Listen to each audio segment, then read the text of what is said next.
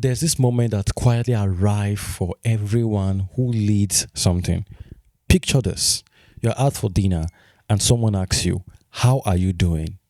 Not how the business is doing. And you genuinely cannot answer because the first thing that comes to your mind is the business. And you don't even realize when this happened. It happened quietly while you were building the business. This is the identity crisis we're talking about. Not the pressure, not the long hours, not the frustration that come with leading or building, but the quiet disappearance of the person underneath the role.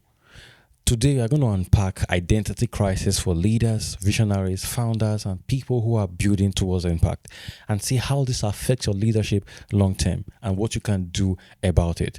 Let's get into today's episode.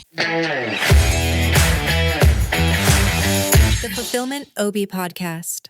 Every identity crisis starts with a focus problem. When you're just starting out, when you're building, when you are trying to work towards your vision, you are told to give your 100% attention. Focus on the goal, on what you're trying to build. But that focus can begin to erode your self-worth, your self-esteem, and your identity when the boundaries are not clear. You should understand when to focus on the business and when to focus on yourself. But when that line becomes blurry, every business failure and setback become a personal setback and a personal failure.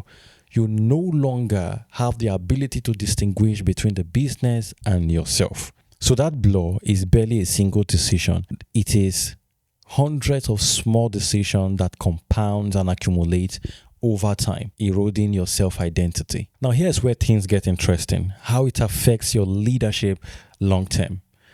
Leaders who are unable to separate their self-identity from the business, the organization, or the company find it very difficult to lead during bad season.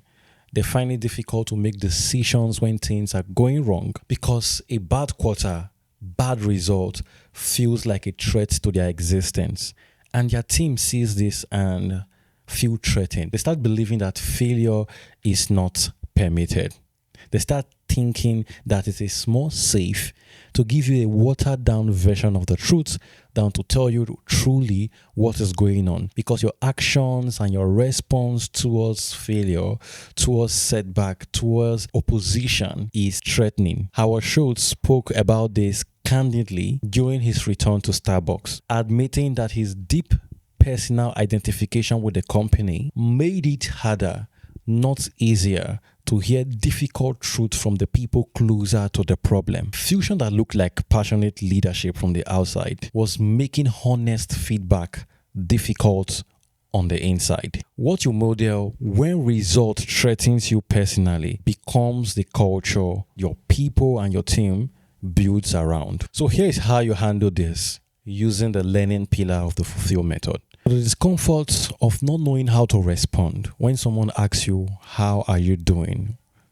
Without talking about the business is a signal and is trying to teach you something about your leadership, how you're building towards your goals, your aspiration, and your vision.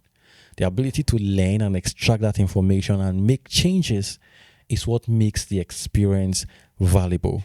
It's not a sign that you are broken.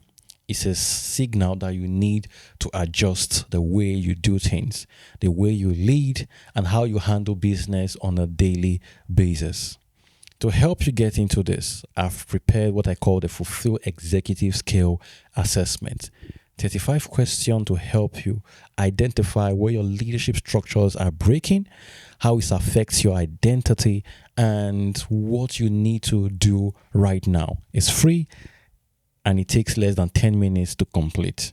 You leave with a result knowing exactly where your lapses are. The link to this assessment is in the description of this episode or in the show notes.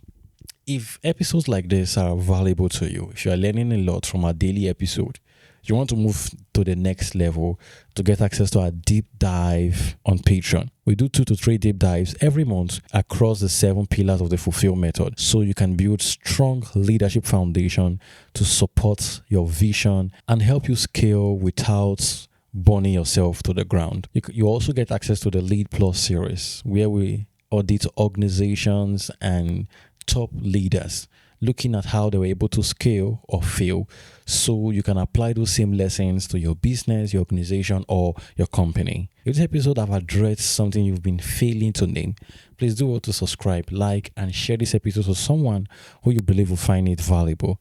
Thank you so much for sticking around to the end of this episode. I hope I'll see you in the next episode.